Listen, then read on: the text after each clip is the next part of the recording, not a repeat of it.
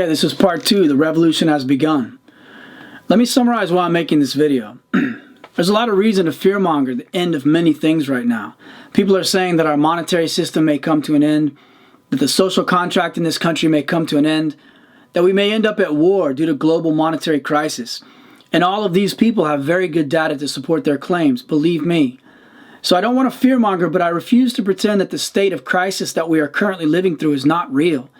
The problem is that too many of us have been completely blinded by a false reality for at least a half century and are now frightfully unprepared to deal with the truth. I assume that anyone who has listened to anything I have said up to this point is likely to be willing to listen to these ideas. So I assume I'm not speaking to you. But just because you're willing to listen doesn't mean that you understand the clear and present dangers or how to act even if you do. This is why I want so desperately to plead with anyone willing to listen to take an interest in the monetary system and monetary policy and begin devouring all information that you can on the topic. These monetary issues are the root of all our problems and should be the focus of all Americans in order to know how to resolve them. And I fear that we will not resolve them, and the result will be catastrophic for our freedoms. Also, it's imperative, in my view, that the information that you do seek out must be from those who believe in sound money, which has historically been gold and silver, and who believe strongly in small government and personal freedoms. There are many very bright and principled people of this mindset that are looking into ways to make cryptocurrencies work in this way. While some claim Bitcoin is already functioning similar to how gold has historically, there is much that needs to be done still to be worked out, rather, before Bitcoin is as safe and sound as the king of metals has been. Still, it's inevitable, in my view, and I think most other economists, that a digital currency will be our future, as we're already operating on this system. So hopefully a secure crypto, perhaps backed by gold and silver, will emerge as the fiat champion. Again, let me give you another brief summary of the current situation we are in and how we got here. Since the creation of the Federal Reserve in 1913, the economy has been heavily manipulated through currency creation out of thin air and controlling interest rates, as well as controlling interest rates. There's a lot more to it, but I'm not smart enough to tell you all about it right now. A great place to start, though, to get educated on the creation of history of the Federal Reserve, its policy and the effects that it's had on the economy, is a book called The Creature from Jekyll Island. It's by G. Edward Griffin. Please get this book and study it.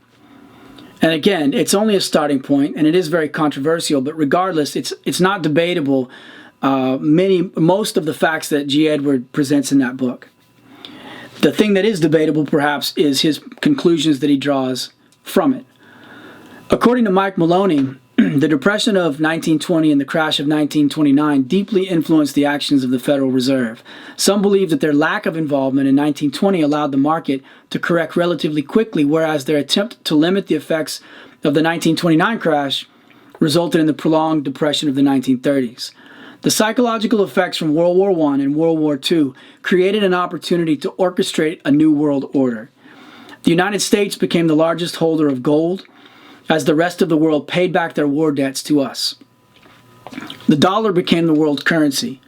The League of Nations and then the United Nations was formed after the First and Second World Wars. By the 60s, beginning with Charles de Gaulle of France, the world became distrustful of the actual quantity of the U.S. gold reserves, and they began demanding redemption of their dollars and gold. To cease a total run on the U.S. gold reserves in 1971, President Nixon removed the dollar from the gold standard entirely. And since that time, the actual economy of the United States has been in decline, while the perception of prosperity has remained due to one bubble after another. Now, this is, a topic of discussion and debate, but I'm going to leave it there from what I feel like I've learned. You can look further into that subject on your own. Our economy cannot exist without increasing debt. That's just the nature of how the fiat system works. This inflation, which in real terms equates to greater taxes, has continued to rise while wages have not kept pace. What this translates to is a greater and greater transfer of wealth from the poor and the middle classes to the wealthiest 1%. And what I want to make clear here is that I'm not blaming our problems on the 1%. I'm blaming our problems on wealth that the government steals from the poor and the middle classes that ends up allowing the wealthiest investors and corporations on Wall Street to get richer and richer. The problem is not with these wealthy individuals and corporations. The problem is with a fiat money system that has no real value and no limitations to its ability to increase the debt, and the crony capitalism that profits from this system. The problem is with crony capitalism and a lack of sound money. Our politicians that work for the American people are to blame, for destroying our constitutional system. And ultimately, we are to blame for not throwing out of office those responsible. In our defense, though, we have been lied to and lied to and lied to for over 100 years.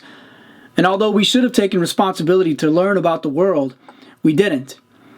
And it's not easy, but it must be done, and now we're paying the price. And I know I've made many broad statements and have terribly oversimplified the state of the economy in the United States and how we progressed into the situation that we are now in. I'm trying to touch on some of the most important factors and trying to draw together 100 years of history in a few short minutes of discussion. And hopefully my description of the problem and what I've claimed is the most important aspect to focus on will inspire further investigation on your part. I'm not claiming to know every cause and effect that has led us here, but I am trying to paint a general picture of what's been going on. It has now become glaringly obvious that the trillions of dollars of quantitative easing or fake money creation that the government has used to keep the bubble economy inflated since the 2008 crisis was the beginning of the end of our monetary system. Coronavirus has highlighted that reality. The recent government lockdowns of our society has made it unmistakably clear why many are certain of what is coming. We will see a dramatic restructuring, most likely within the next 3 years. I predict it will be underway within a year. In fact, I believe it has been discreetly discussed among the leading nations for some time. And I will end you with this quote that I came across by Robert Ringer. It says this: "Only a fool believes that any government is of the people, by the people, and for the people. Government is and always has been of the politicians, by the politicians, and for the politicians. That's why major changes only occur through violent revolution. Only the barrel of a gun can change the hearts and minds of men." Now, I'm not sure that I disagree with Mr. Ringer, but I want to. We have missed our chance to reform our government through participation in the political process, as far as I'm concerned. We have put too much trust in our politicians to act in our best interest and to protect our freedoms. We've in fact begged them to take away our freedoms every time that we've become afraid, and they have eagerly obliged us. I'm extremely concerned that the vast majority of our population is too uneducated on how the world really operates and what are the mechanisms to achieve greater prosperity and freedoms. I fear that those who do understand these ideals and issues will rise up too late and will be drowned out by the overwhelming voice of the desperate, hopeless, and afraid.